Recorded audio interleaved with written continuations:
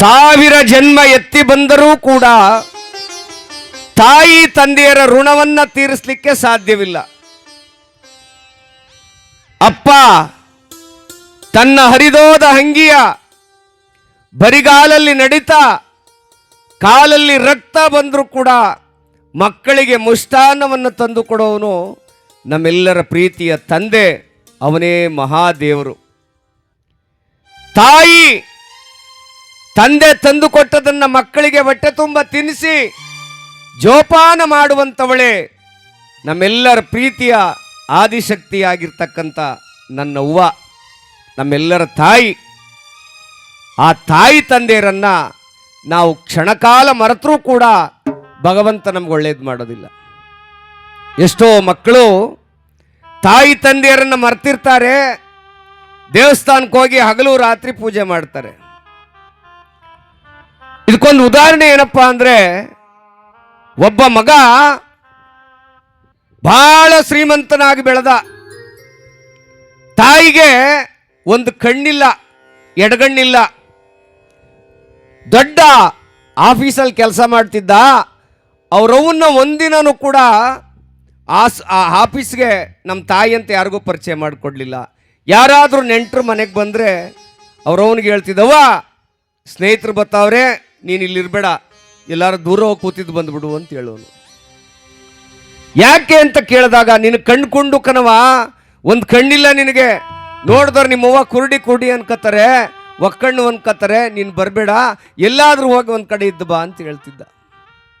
ಆ ತಾಯಿ ಕಣ್ಣಲ್ಲಿ ನೀರು ಧಾರಾಕಾರವಾಗಿ ಸುರಿತಾ ಇತ್ತು. ಯಾಕೆ ನನ್ನ ಮಗ ಇಷ್ಟೊಂದು ಇದು ಮಾಡ್ತಾನೆ?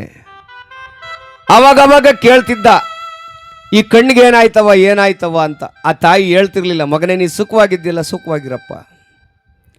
ಒಂದು ದಿನ ಏನಾಯ್ತು, ಹಿಂಗೆ ಕಾಲ ಕಳೀತಾ ಕಳೀತಾ ತಾಯಿ ಮಗನ ಸಂಬಂಧ ದೂರ ಆಯ್ತು ಬಂತು. ನಮ್ಮವ್ವ ಕುರುಡಿ, ಅನಕ್ಷರಸ್ತೆ, ಸರಿಯಾಗಿ ಸೀರೆ ಉಟ್ಕೊಳಕ್ ಬರೋದಿಲ್ಲ, ಕ್ಲೀನಾಗಿರೋದಿಲ್ಲ ಅನ್ನೋದು ಮಗನ ಚಿಂತೆ. ಆದರೆ ಆ ತಾಯಿಯ ಮಾಸಲು ಸೀರೆಯಲ್ಲೇ ಈ ಜನ್ಮ ತಳೆದಿದೆ, ಈ ಜನ್ಮ ಉಸಿರಾಡ್ತಾ ಇದೆ ಅನ್ನೋದನ್ನು ಮಗ ಮರಿಬಾರ್ದಾಗಿತ್ತು. ಏನು ಮಾಡ್ದ ಮಗ, ಆ ತಾಯಿಯನ್ನು ಯಾರಾದರೂ ನೆಂಟರು ಬಂದಾಗ ಮನೆಗೆ ಸೇರಿಸ್ತಿರ್ಲಿಲ್ಲ. ಒಂದಲ್ಲ ಒಂದಿನ ಸಾವು ಬರಲೇಬೇಕಲ್ವ. ಆ ತಾಯಿಗೆ ಸಾವು ಬಂದುಬಿಡ್ತು, ಸತ್ತೋದ್ಲು ಆ ತಾಯಿ. ಸತ್ತೋದಾಗ ಯಾರೋ ಒಬ್ಬ ಒಂದು ಚೀಟಿಯನ್ನು ತಂದು ಕೊಟ್ಟನಂತೆ ಮಗನ ಕೈಗೆ. ಆ ತಾಯಿ ಕುಂತ್ಕೊಂಡು ಬರ್ಸಿದ್ಲು, ನಾನು ಸತ್ತಾಗ ನನ್ನ ಮಗನ ಕೈ ಕೊಟ್ಬಿಟ್ರಪ್ಪ ಇದನ್ನ ಅಂತ. ಆ ಮಗ ಅಳ್ತಾ ಇಲ್ಲ, ತಾಯಿ ಸತ್ತವ್ರಿ ಅಂತ ದುಃಖ ಇಲ್ಲ. ಯಾರೋ ಒಬ್ಬ ವ್ಯಕ್ತಿ ಅವನ ಶವದ ಮುಂದುಗಡೆ ಕೂತಿದ್ದಾಗ ಆ ಚೀಟಿಯನ್ನು ತಂದುಕೊಟ್ಟ. ಆ ಚೀಟಿಯಲ್ಲಿ ಏನಂತ ಬರೆದಿತ್ತು ಅಂದರೆ, ಮಗನೇ, ಇಷ್ಟು ವರ್ಷ ನನ್ನ ಕುರುಡಿ ಕುರುಡಿ ಕುರುಡಿ ಅಂತಿದ್ದಲ್ಲ, ಒಂದು ಕಣ್ಣಿಲ್ಲ ಇಲ್ಲ ಅಂತಿದ್ದಲ್ಲ, ನೀನು ಪಟಾಕಿ ಸುಡುವಾಗ ಚಿಕ್ಕಂದ್ರಲ್ಲಿ ನಿನಗೆ ಪಟಾಕಿ ಬೆಂಕಿ ಹಾರಿ ನಿನ್ನ ಒಂದು ಎಡಗಣ್ಣು ಹಾನಿ ಆಗೋಗಿತ್ತು ಮಗನೇ. ನನ್ನ ಮಗ ಕುರುಡನಾಗಬಾರ್ದು, ಒಂದು ಕಣ್ಣಿಲ್ಲ ಅನ್ನಬಾರ್ದು ಅಂತ ಅವತ್ತು ನನ್ನ ಕಣ್ಣನ್ನೇ ನಿನಗೆ ದಾರಿ ಎರೆದು ಕೊಟ್ಟಿದ್ದೆ ಮಗನೇ.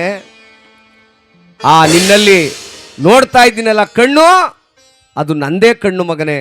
ಆದರೆ ಇಲ್ಲಿವರೆಗೆ ನನ್ನ ಕಣ್ಣಲ್ಲಿ ನೀರು ತರಿಸಿದ್ದೀಯಾ ಇರೋ ಒಂದು ಕಣ್ಣಲ್ಲಿ, ಆದರೆ ನಾನು ಕೊಟ್ಟಿರುವಂಥ ಕಣ್ಣಲ್ಲಿ ಇನ್ನು ಮುಂದೆ ನೀರು ತರಿಸ್ಬೇಡಪ್ಪ ಅಂದಾಗ ಮಗ ಅಲ್ಲೇ ಕುಸಿದು ಬಿದ್ದು ಹೋದ್ನಂತೆ ನೋಡಿ. ಅದಕ್ಕೆ ಹೇಳೋದು, ತಾಯಿ ತಂದೆಯರ ಹಿಂದಿನ ಶ್ರಮವನ್ನ ಮಕ್ಕಳು ನಾವು ಅರ್ಥ ಮಾಡ್ಕೊಳ್ಬೇಕು. ಹೆಂಗ್ ಬೆಳೆಸವ್ರೆ ನಮ್ಮನ್ನ, ಎಷ್ಟು ಕಷ್ಟದಲ್ಲಿ ಬೆಳೆಸವ್ರೆ, ಎಷ್ಟು ನೋವಿನಲ್ಲಿ ಬೆಳೆಸವ್ರೆ. ತನ್ನ ಬಾಯಿಗೆ ಹೋಗೋದನ್ನ ಮಕ್ಕಳ ಬಾಯಿಗೆ ಕೊಟ್ಟು ಹಸುವನ್ನು ನೀಗಿಸಿರ್ತಾರಲ್ಲ, ಆ ತಾಯಿ ತಂದೆಯನ್ನು ದೂರ ಮಾಡೋದು ಸರಿನಾ? ಅದಕ್ಕೆ ಭಗವಂತನೇ ಹಾಗೆಯಾದರೆ ಕೇಳುವರಾರಯ್ಯ ಶಿವನೇ, ಕೇಳುವರಾರಯ್ಯ ಶಿವನೇ.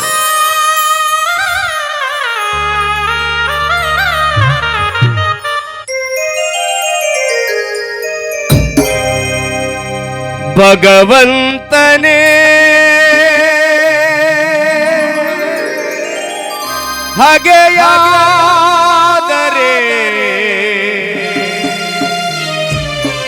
ಭಕ್ತರ ಗತಿಯೇನೋ ದೇವಾ.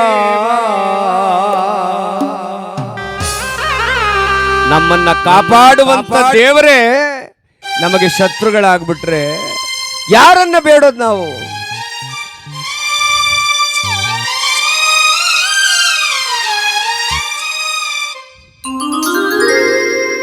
ಭಗವಂತನೇ ಹಾಗೆಯಾದರೆ ಮಾನವ ಉಳಿಯುವನೇ ದೇವ, ಭಕ್ತರು ಉಳಿಯುವರೇ.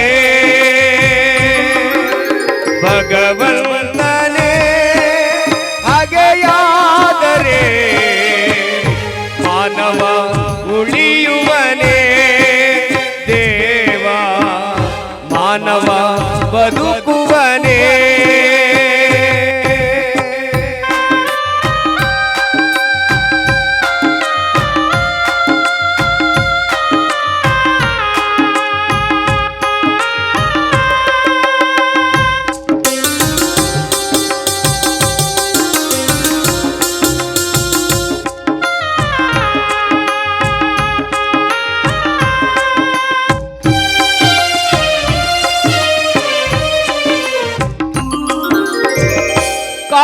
ಕಾಯುವರ್ಯಾರಯ್ಯ ದೇವಾ,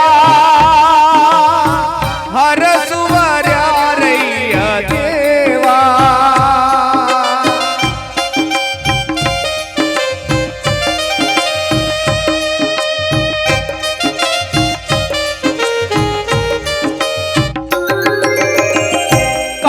ಕಾಯುವರ್ಯಾರಯ್ಯ ದೇವಾ, ಎಲ್ಲ ಹರಸುವರ್ಯಾರಯ್ಯ ಶಿವನೇ.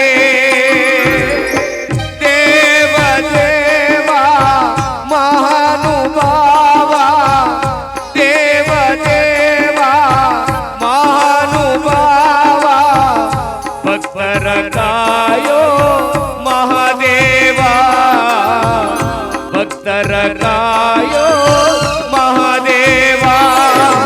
ಭಗವಂತನೇ ಹಾಗೆಯಾದರೆ ಮಾನವ ಉಳಿಯುವನೇ ದೇವ, ಭಕ್ತರು ಉಳಿಯುವರೇ.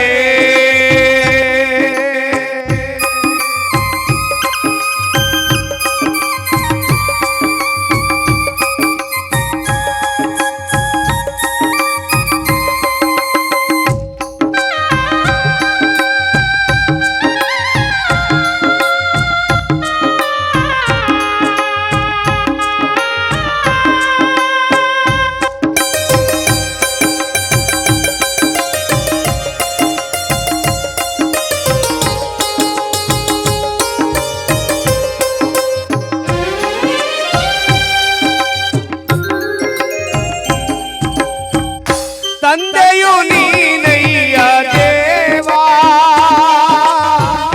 ತಾಯಿಯು ನೀನಯ್ಯ ಶಿವನೇ.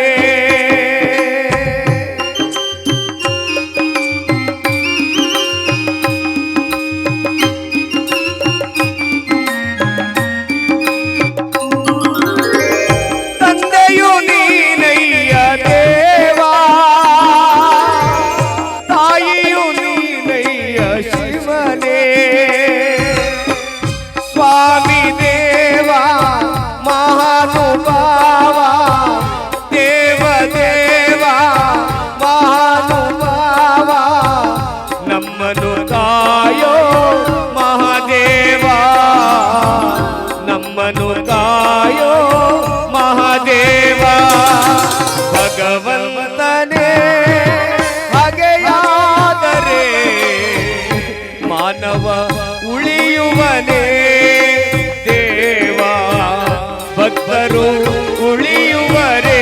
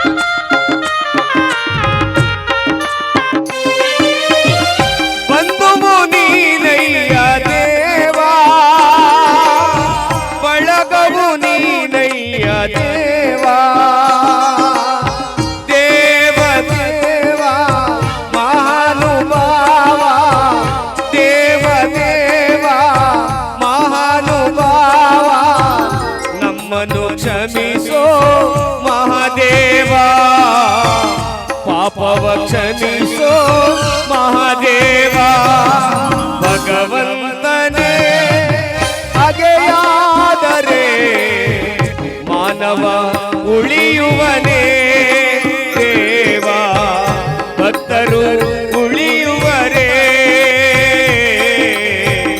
ಮಾನವ ಉಳಿಯುವನೇ